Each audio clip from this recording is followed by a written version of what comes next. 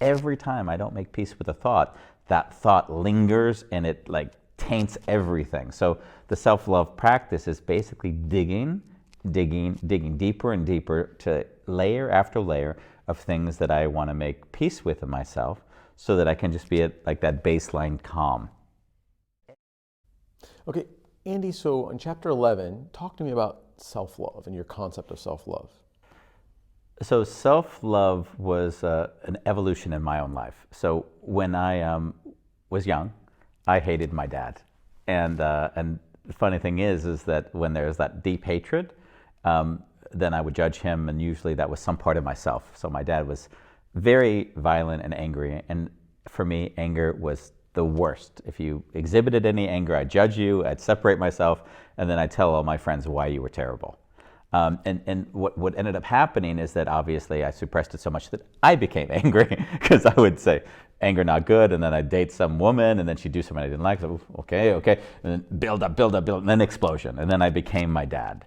So the way I sort of navigated healing from that was embracing things that I saw inside and outside of myself and letting them calm. And so, for instance, with my dad, it was like I'd have to say, I hate my dad, and it's okay.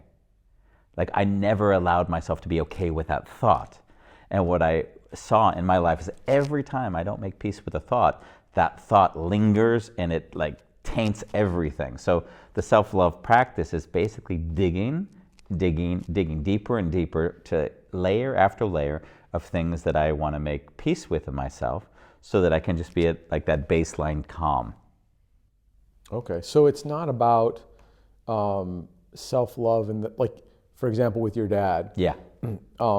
It's not like you said it's okay he's acting this way. No. It was just your feelings were okay. Yeah.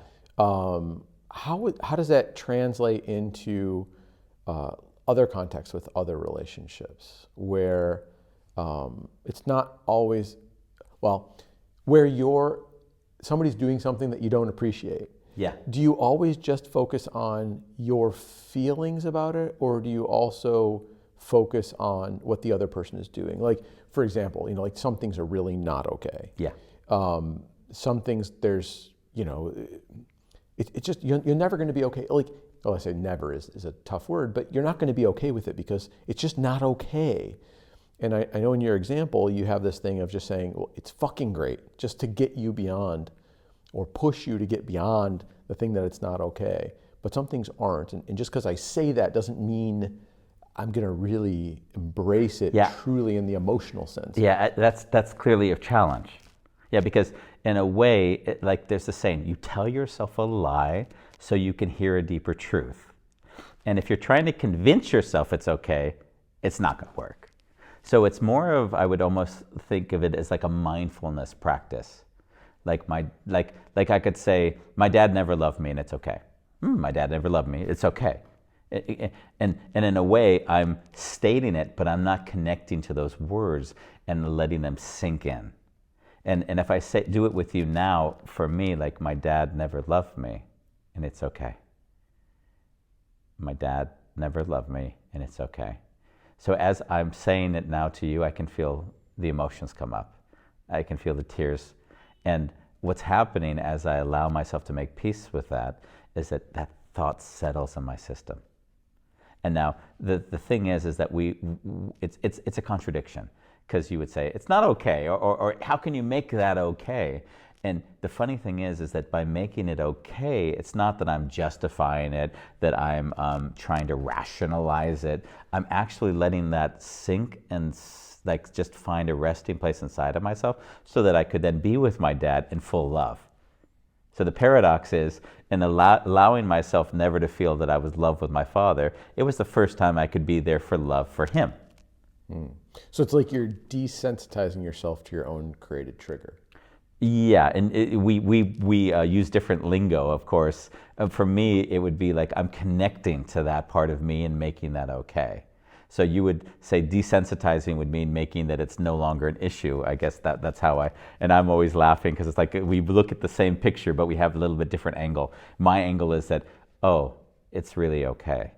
That's okay. There's a love for that thing in myself. Okay. And for me, I would see it similar, except I would say, okay, but the thing's triggering me, Yeah. and therefore it's a barrier to me being able to connect because it's triggering me. Yeah. So if I desensitize myself to that trigger, then I'm able to put something else in its place because it's taking up space. Taking up space. Right. So it sounds like we are saying. Yeah, we're saying the same thing. I think in a way I would often use, and I'll pull from more of the masculine or the feminine energies, and I would associate how you would engage some of the things more masculine, and I would engage a little bit more feminine. Okay. Would that be fair to say? Yeah, I mean, we'll talk about the masculine, feminine stuff, I think, a bit later. That's going to be fun. Okay, great. Great, okay. So tell me about this exercise that you want to do here and how people should approach it to get the most benefit out of it. Yeah, so the exercises you can see over your I guess your left hand shoulder, would that be it? Yeah, it's hard, but left hand shoulder. Which camera angle? Yeah, that would be The Wounded Healer. So that book was only about this single practice done slavishly, just taking archetypes and then saying this archetype with this situation, how do they make peace with it? And a lot of times the situations are parent related. A parent maybe didn't treat the child in a way they wanted to be. And so they actually have to allow themselves to make peace with certain parts of that, like I did with my father before. And the exercise really is asking people to do a mindfulness exercise and to just say, I am, whatever the thing they actually have the most challenge saying, and then following it with, and it's okay. And what happens through the repetition is that it shouldn't be a slavish repetition, like, it's okay, it's okay, it's okay. It should be, I was never loved by my parents and it's okay. I was never loved by my parents and it's okay. They've never been there to support me and it's okay. So in a way, it's like allowing yourself just to sink into the feeling and just give it a place. And sometimes you would say, how can you make peace with so many thoughts? But I would say the more one learns how to give feelings or emotions or situations in their past a place, the easier it is to go deeper.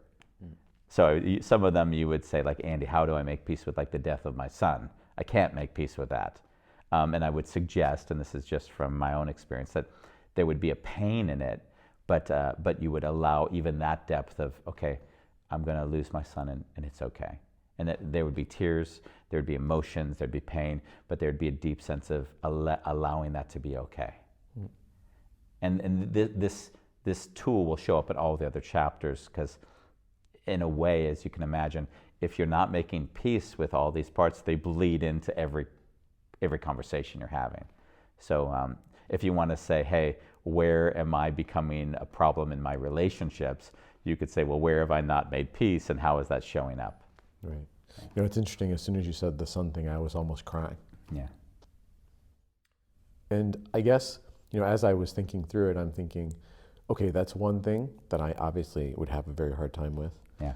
But I'm thinking through, nurses and doctors who need to connect to their patients, knowing they're going to die, but still providing that compassion.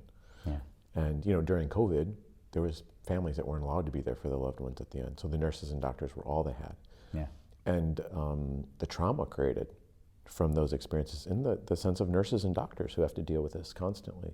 Or people working in disaster zones, or people working in any types of areas where compassion is required despite the difficult circumstances.